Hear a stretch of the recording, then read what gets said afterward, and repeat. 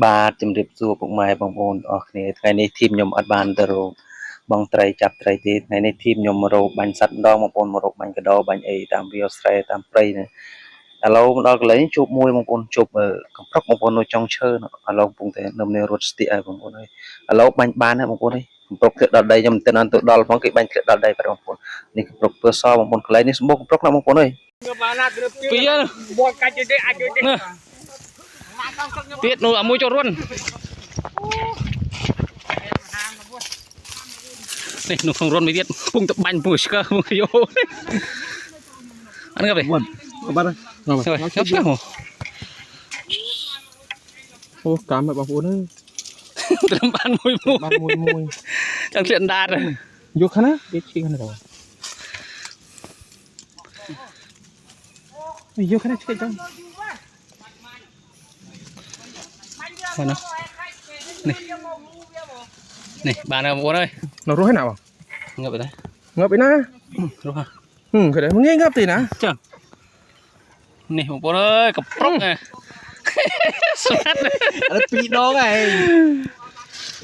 អូគៀបចេញគៀបបែងើបបងគៀបចេញងើបទេវាអន់ត្រូវ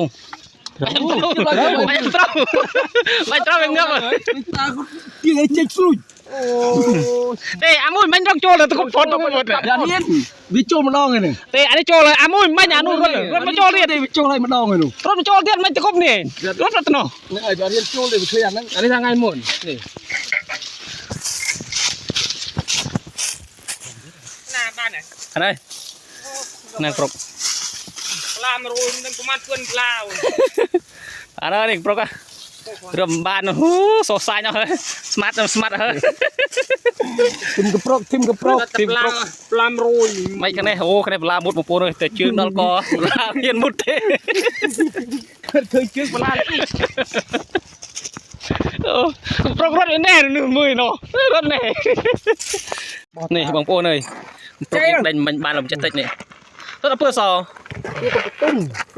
ទុំរាបានថ្ងៃអើយនេះទៅប្រុកបងប្អូនអើយធីមប្រុកនេះនេះចឹងខ្ញុំបានច្រើនបងប្អូនអើយខ្ញុំទាញចាប់ដើមមើល10ស្នាសតអូបាន14ទៅកដលបាន14ទៅកដលជួយបាន10ដែរណ៎10ជាង12ក្របមើល2 4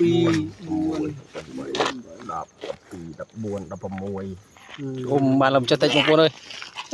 អ្នកបានច្រើននេះអាវេទនាជាងគេ5ចាប់ទីចាប់បូចអានេះវេទនាជាងគេអូអាណាខ្ញុំដេញ3ត្រឡប់ពូណាជួយខ្ញុំមើល